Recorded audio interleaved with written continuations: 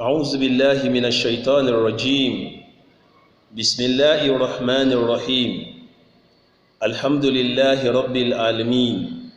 والصلاة والسلام على أشرف المرسلين محمد بن عبد الله صلى الله عليه وسلم وعلى آله وصحبه أجمعين adúpẹ́ fún Ọlọ́run ọba tó ga jùlọ àtọrọ ìkẹ́ àti ìgẹ̀ fún ìṣẹ́lá Muhammad sallallahu alaihi wasallam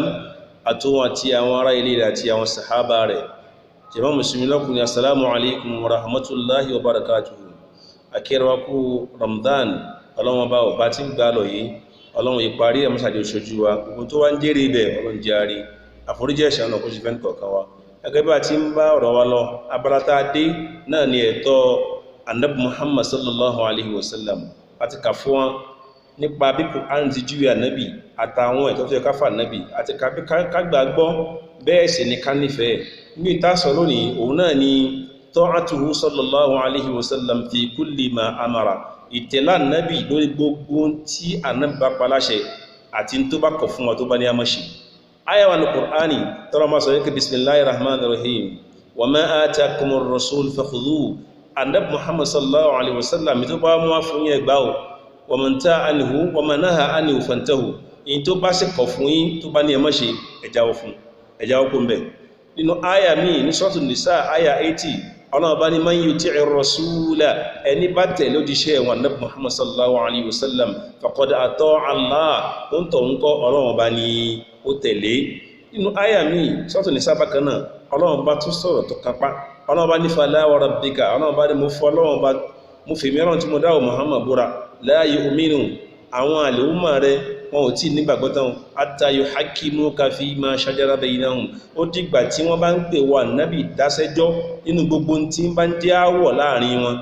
tí ò bá yé wọn tí wọ́n ń ṣe èméjì tí wọ́n ń ṣe òfin ìfanfà lórí ẹ̀. Thumma la yajidu fi anfusihim harajan mimma qadaita, ẹjọ́ tí wọ́n náà bá wá dá tí wọn ò ní rí láìfí kan bẹ̀ wa yusallimu taslima, tí wọ́n sì gbà fún Ànábì. Ìyẹn ni pé bọ́rọ̀ bá ṣẹlẹ̀ tó bí àwíjàre wá táwọn Ànábì ní báyìí láàrin gbogbo aná sí lágbàbẹ̀ ká tẹ̀lé tó wí, eléyìí gan ni ojúlówó ẹ̀tọ́ nínú àwọn ẹ̀tọ́ tó yẹ ká fún Ànábì sallallahu alaihi wasallam. Ẹ wá rí jàmáà, Ànábì náà sọ̀rọ̀ nínú ọ̀rọ̀ rẹ̀. Ànábì ní kullukum yadkhulul jannata, ó ní gbogbo ilẹ̀ wà aljanna illa man aba, àfẹ́ni tó bá kọ̀ tí ò bá fẹ́ wọ̀ fúnra rẹ̀. Àwọn sàábé wá ní man yaba ya Rasulullah, tálẹ́ni tí ó kọ̀ kóhùn ní fẹ́ wà aljanna. Ànábì níbẹ̀ ni man ata'ani, ẹni bá tẹ̀lé mi Ànábì dakhala aljanna, yóò wà aljanna. Wa man asani, ẹni bá sì ṣẹ̀, ẹni bá kọ̀rọ̀ sí mi lẹ́nu faqad aba, òun ló kọ̀ tí ò fẹ́ wọ aljanna fúnra rẹ̀. Táfi di pé títẹ̀lé Ànábì ọ̀rọ̀ rẹ̀ ní o, iṣẹ́ tó ṣe ní o, ìta Ànábì approve pé bẹ́ẹ̀ náà ní o, eléyìí a gbọ́dọ̀ tẹ̀lé.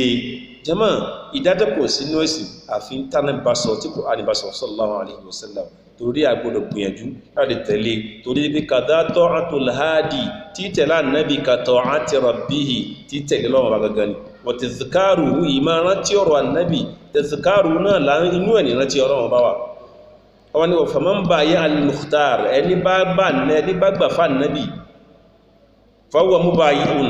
li rabbil arshi, Ọlọ́run bá gangan ló ń tọ́ gíní o, ló ń tọ́ ń gbà fún. Ẹ̀rí ká tẹ̀lé ọ̀rọ̀ Ànábì sallallahu alaihi wasallam, nǹkan ni tó já sí pé a gbọ́dọ̀ ṣe tó dọ̀ranyàn fún wa. Ẹ̀rí jàmáà, ká mú àpèjúwe wa nínú ọ̀rọ̀ tẹ̀lé. Sàábé kan tá pè ní Hanzala. Sàábé yìí ó ṣèyàwó ọjọ́ kejì ẹ̀ ní ọjọ́ Uhud. Ó wá ṣèyàwó láàárọ̀ ọjọ́ kejì, ó lọ mọ́ṣáláṣí, ó kírun mọ́ṣáláṣí lẹ́yìn Ànábì sallallahu alaihi wasallam. Nígbà tó kírun tán wọlé, òun àti ìyàwó tó ṣẹ̀ fẹ́ wọ́n ṣeré ọkọ láya. Kò wá tí wẹ̀, ó wá gbọ́rọ̀ wípé Ànábì ní tó ogun ti yá o, wọ́n ti kógun wọ ogun ti yá o. Sàábé yìí bá jáde ìpé tó ń bá ní kóhun lọ léwẹ̀, òun lè pẹ́ kóhun mọ́ bá ogun yìí káwọn mùsùlùmí ti lọ, òun ò sì fẹ́ kọ̀rọ̀ sáà Ànábì lẹ́nu bó ti gbẹ́wò ogun ọ̀rẹ́ tó bá gba ojú ogun lọ. Nígbà tí wọ́n dé ojú ogun, ó bẹ̀rẹ̀ sí jagun nínú àwọn tọ́lọ́run ní kí ó kú sójú ogun, Sàábé yìí bẹnu wọn. Ìgbà táwọn jagun tán tó ń bẹ̀rẹ̀ sí ní báwo láti fẹ́ sìnkú mùsùlùmí, Ànábì Islam wá rí pa màláíkà sọ̀kalẹ̀, wọ́n wẹ̀ fún arákùnrin ta pè ní Hanzala yìí, wọ́n ń wẹ òkú rẹ̀. Ànábì wá ń tọ́ yín Sàábé ẹ lọlé, Ànábì fẹ́ káwọn Sàábé lẹ́kọ̀ọ́, yín Sàábé ẹ lọlé, ẹ lè bí ìyàwó rẹ̀ kí ni tó ṣe gbẹ̀yìn. ìyàwó wọn àti ẹ bá ní àjọṣepọ̀ ọkọ àti ìyàwó àmọ́ ní tóun bá wẹ̀ òun lè mísì ojú ogun yìí òun sì fẹ́ kọ̀rọ̀ sáà nábì lẹ́nu lọ́jọ́ kó òun gba ojú ogun lọ ànábì ní ìwẹ̀ tí ò dúró wẹ̀ ńlé làwọn màláíkà ń wẹ̀ fún ẹ wo orí tí sàbí yìí rí lórí ìtẹ̀lẹ́ta ní ìtẹ̀lẹ́ ànábì Muhammad sallallahu alayhi wa sallam kájú fún wa ní mi ẹ̀rí jama tẹ́lẹ̀tẹ́lẹ̀ rí bí Qur'an ti gbé wá fún wa náà ní bí Baitul Maqdis ni wọ́n kọjú sí ànábì islam wa ń bẹ náà ọlọ́wà ní qad nara taqalluba wajhika bis sama àwọn ọlọ́wà ti rí bí wà nábì ti gbójú wo sánmà tó ń bẹ náà ibi ká fún ọ ní kíbùlà míì tí ó yàtọ̀ ọlọ́wà ní falanwalliyannaka qiblatan tardaha a fún ọ ní kíbùlà tí inú rẹ̀ ó sì dùn sí ó wá díjọ́ kan àyà wá sọ̀kalẹ̀ kó wà nábì fawalli wajhaka shatral masjidil haram Kaaba mọ́sálásí báwọn bá bí wọ̀ ibẹ̀ ní kọ́ mọ́ dájúkọ kírun àyà wá sọ̀kalẹ̀ kò pẹ́ ní ìran alásàdìdé wọ́n kírun alásàdì wọn dájúkọ Kaaba àmọ́ ìròyìn ò tí káàkiri Madina iná wọn tọ́ bá nábì kírun ó wá rìn ìrọ̀ lágbègbè Madina ó wá ráwọn mùsùlùmí táwọn kójọ tí wọ́n ń kírun alásàdì lọ́wọ́ ó wá ní ha àwọn tó ń kírun lọ́wọ́ yẹn wọ́n wà lórí rùkú ni wọ́n sọ fún pé ha òun ṣe kírun tẹ́gbẹ̀rọ nísinsìnyí ni o àyà sọ̀kalẹ̀ ibi káwọn máa dájúkọ Kaaba àwọn tó ń sì ní nígbà tí wọ́n fi bẹ̀rẹ̀ ẹ̀rún wọn Baitul Maqdis ni wọ́n dájúkọ orí rùkú ni wọ́n wà tẹ́ni ibi ń sọ̀rọ̀ ohun rẹ̀ ni wọ́n gbọ́ wọ́n sì bẹ̀rẹ̀ sí yí orí wọn sí kíni o sí Kaaba wọn ò rẹ́ tí sọ̀rọ̀ wọn ní àìrọ́ ànípa èmi ò tí ìgbọ́ ní ẹnu ànábì ìwọ tí wọ́n sọ fún pà nábì sọ báyìí tọ́ ni irọ́ èyí wọn bá ti ẹmu àbọ̀rọ̀ ànábì ọ̀rọ̀ àná ni àìrọ́ wọ́n ṣe bẹ́ẹ̀ ọ̀rọ̀ ànábì ọ̀rọ̀ gbogbo gbani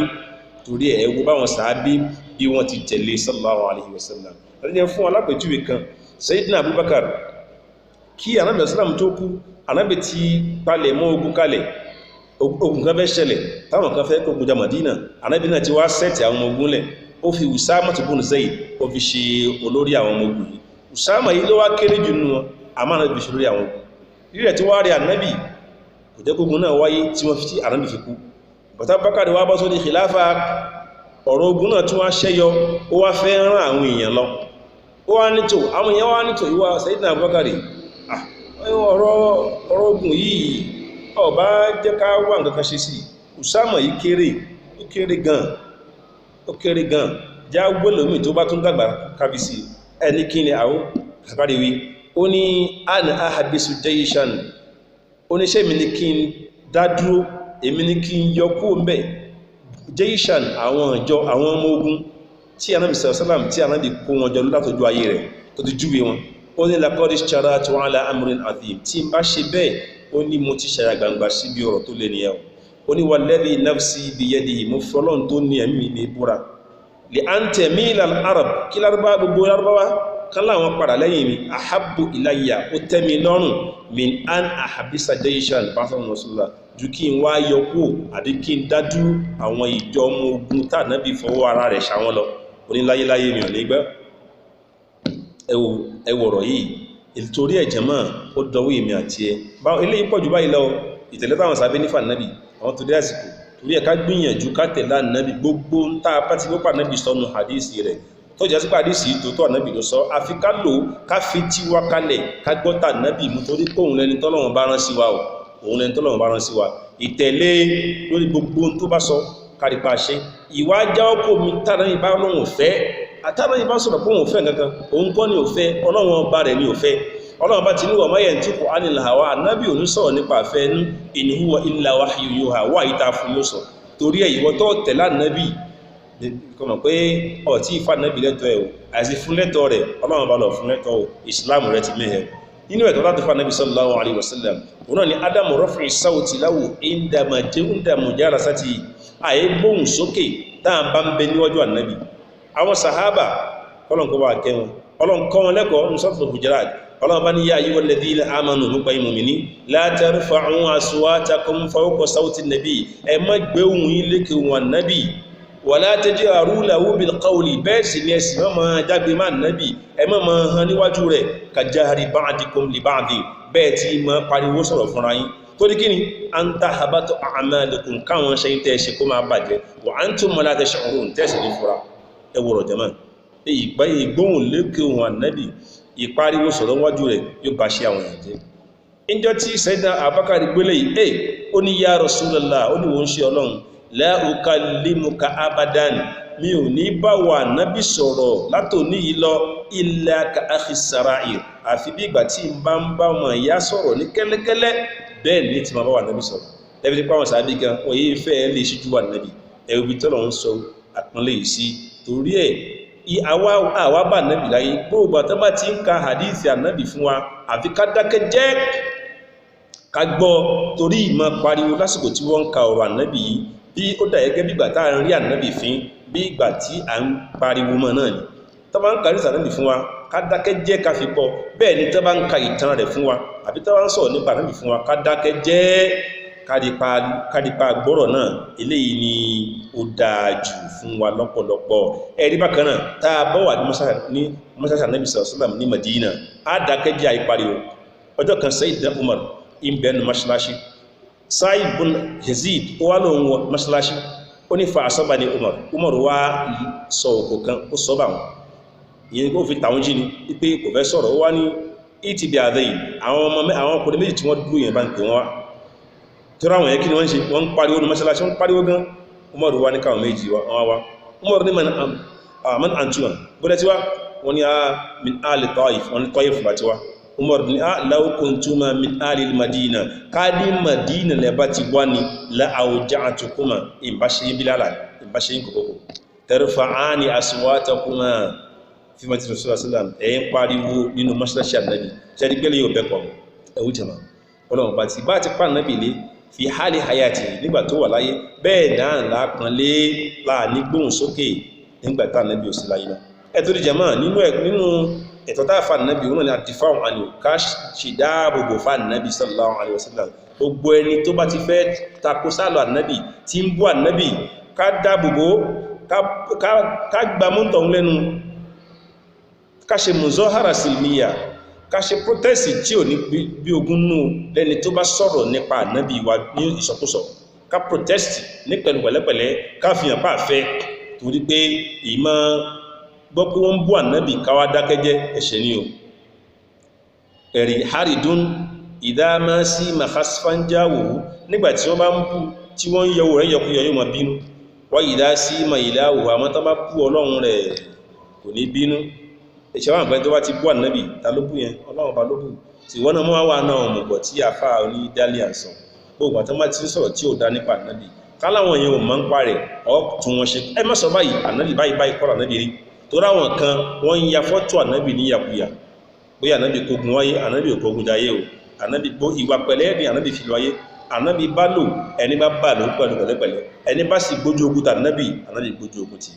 ànábì sí Islam bó ti dáa gbogbo tó bá fẹ́ wá bà ànábì jẹ́ àgbọ́dọ̀ gbà nígbà fún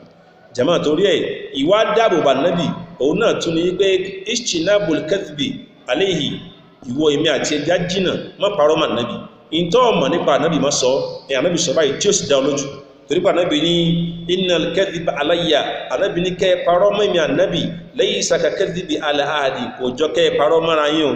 man kadhaba alayya muta'ammida ẹni bá mọ́ parọ́ mọ́ ànábì falyatabawwa maq'adahu min an-nar kúrò lè mú bí tí ó jòkó sínú náà kalẹ̀ torí ẹ̀ inú ìdáàbòbò ànábì náà ní inú ìdáàbòbò ànábì àti ìpọ́súnà rẹ̀ lé ẹ̀tọ́ rẹ̀ òun náà ní kọmọ́ parọ́ mọ́ ìntọ́ ọba mọ̀ nípa rẹ̀ mọ́ sọ ìntọ́ ọba mọ̀ nípa ẹ̀ nípa ọ̀sọ́ àdíṣẹ́ wájẹ́ pé àdíṣẹ́ mọ̀ ọdún ní tí wọ́n parọ́ ẹ̀ máa nábì jìnà sí mọ́lò bákan náà ni ìgbésúnà nábì sallallahu alaihi wasallam ìpọ́nlé àti ká mọ́ kọ́ ẹ̀kọ́ rẹ̀ ká sì mọ́ lò ó ohun túmọ̀ bí kí ni o à ń ṣe dì fáwọn nábì ní sallallahu alaihi wasallam torí ẹ̀ ká gbìyànjú ká kọ́ súnà rẹ̀ ká gbìyànjú ká sì mọ́ lò ó gbogbo tó bá jẹ́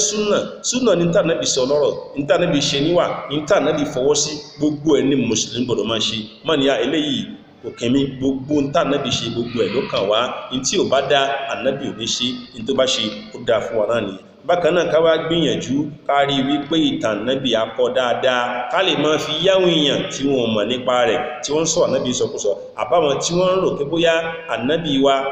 kò mú nǹkan tó dá wa láyé ànábì mú nǹkan tó dá wa torí èmi àti ẹ já gbìyànjú ká dáàbò bá ànábì ká tán sínú rẹ̀ inú ẹ̀ náà mọ́mọ́ forúkọ ànábì ṣàwádà ẹlẹ́mí àní bí mọ́mọ́ bá lè bókè